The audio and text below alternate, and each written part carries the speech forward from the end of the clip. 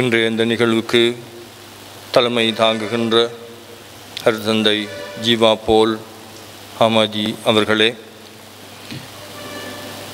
இன்றைய இந்த நூல் வெளியீட்டு விழாவுக்கு பிரதம விருந்தினராக வருகை தந்து மென்மேலும் இந்த நிகழ்வுக்கு அருள் சேர்த்து கொண்டிருக்கின்ற யாழ் மறைமாவட்ட ஆயர் பேரருட் கலாநிதி ஜஸ்டின் பெர்னாட் ஞானப்பிரகாசம் ஆண்டகை அவர்களே, இந்த நிகழ்விலே பங்கு கொண்டு இந்த நிகழ்வை சிறப்பித்து கொண்டிருக்கின்ற முனைவர் பாரதி கிருஷ்ணகுமார், எழுத்தாளர், இயக்குனர், தமிழ்நாடு அவர்களே, மேடையிலே வீற்றிருக்கின்ற அருட்தந்தையர்களே, இந்த நூலின் ஆசிரியர் அவர்களே, இன்னும் இந்த மண்டபத்திலே வீற்றிருக்கின்ற அருட்தந்தையர்களே, இறைமக்களே, உங்கள் எல்லோருக்கும் இந்நேர வணக்கம். திருவருள் இயேசு அந்தாதி. தொடக்கத்திலே இதை எனக்கும் புரிந்து கொள்ள முடியவில்லை. அண்மையிலே மாதா டிவி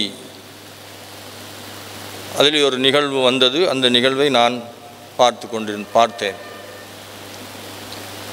புத்தகம் பேசுகிறது என்ற அந்த நிகழ்விலே இன்றைய நூலாசிரியர் திருமதி குளோரியா ரூப பசந்தி ஆண்டனி அவர்களும் அந்த நிலைய இயக்குனரும் தொலைக்காட்சியிலே தென்பட்டார்கள். நானும் அதை விறுவிறுப்பாக பார்த்து கொண்டிருந்தேன். அங்கே பேசப்பட்ட பொருள் திருவருள் இயேசு அந்தாதி. புத்தகம் பேசுகிறது என்ற அந்த தலைப்பிலே நிகழ்ந்த அந்த நிகழ்விலே ஒரு சிறிய நேரத்துக்குள்ளே தங்களுடைய அனுபவங்களை பகிர்ந்து அந்த புத்தகத்தை பற்றிய முழுமையான விடயங்களை பெற்றுக்கொள்ளக்கூடிய ஒரு நிகழ்வாக அது அமைந்தது. அதுக்கு பிற்பாடு சொற்ப நாட்களுக்கு பிற்பாடு நானும் இந்த அழைப்பிதழை பெற்றேன். இந்த இடத்துக்கு ஆசியுரை வழங்கும்படியாகவும் கேட்டுக்கொள்ளப்பட்டேன். தன்னுடைய பணி வாழ்வின் செப அனுபவங்களை கவிதையிலே வடித்து திருவருள் இயேசு அந்தாதி என்கின்ற நூலை இன்றைக்கு எங்களுடைய கரங்களிலே நூலாசிரியர் தருகின்றார். கவிதைகள், மரபு கவிதைகளிலே தன்னுடைய விடாமுயற்சியை மேற்கொண்டு பல நூல்களை வெளியிட்டவர் இன்றும் மற்றுமொரு நூலை வெளியிடுகின்றார். இவரை நான் முதல் முறையாக 2022 புரட்டாதி மாதம் சந்தித்தேன். இந்த நாட்கள் சரியாக தெரியவில்லை. அவருடைய பணிகள் பற்றி அவரிடமிருந்து ஒரு சில விடயங்களை கேட்டறிந்தேன்.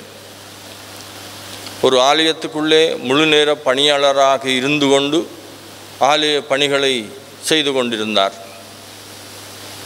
லோசான் மாநிலத்தினுடைய தமிழ் கத்தோலிக்க ஆன்மீக பணியகத்திலே ஒரு முக்கியமான பணிகளை செய்கின்றவராகவும் இருந்தார். தன்னுடைய குடும்ப பொறுப்பு, தான் இருக்கின்ற இடத்திலே அவருக்கு இருக்கக்கூடிய பணிகள், இவற்றின் மத்தியிலே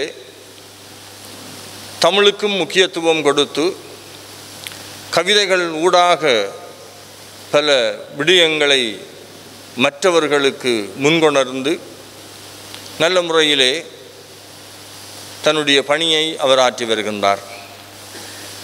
தன்னுடைய கத்தோலிக்க விசுவாச வாழ்வின் செப அனுபவங்களை இந்த திருவருள் இயேசு அந்தாதி என்ற நூலினூடாக கவிதையாக அவர் எங்களுக்கு தருகிறார் என்று நினைக்கிறேன். அதைத்தான் நான் அந்த புத்தகம் பேசும் நிகழ்விலே புரிந்து கொண்டேன். இப்படிப்பட்ட அந்த செப அனுபவம், கத்தோலிக்க ஆன்மீக அனுபவங்களை நூலில் வடித்து கவிதை ஊடாக எங்களுக்கு தருகின்ற நூலாசிரியர் அவர்களை நான் வாழ்த்துகிறேன், பாராட்டுகிறேன். தன்னுடைய சொந்த மண்ணிலே, யாழ் மறை மாவட்டத்திலே ஆயர் பெருந்தகையின் முன்பாக அவருடைய ஆசீர்வாதங்களோடு இந்த நூலை அவர் வெளியிட்டு வைக்கிறார் என்று சொன்னால் அவருக்கு இன்றைக்கு ஒரு பொன்னான நாள், மறக்க முடியாத ஒரு நாள், இறை ஆசீர் நிறைந்த ஒரு நாள். எனவே இந்த நிகழ்வை இறைவன் இந்த இடத்திலே கூட இருந்து பிரசன்னமாக இருந்து நம்முடைய நூலாசிரியர் அவர்களை நிறைவாக ஆசீர்வதிக்கவும், தன்னுடைய அன்பிலே, அரவணைப்பிலே, பாதுகாப்பிலே என்றும் அவரை வைத்து காக்கவும், அவருடைய தமிழ் பணி மென்மேலும் மேலோங்கி வளர இறைவன் அவரோடு கூட நடக்கவும் வேண்டும் என்று சொல்லி இறைவனை பிரார்த்தித்து என்னுடைய உரையை நிறைவு செய்கிறேன். நன்றி.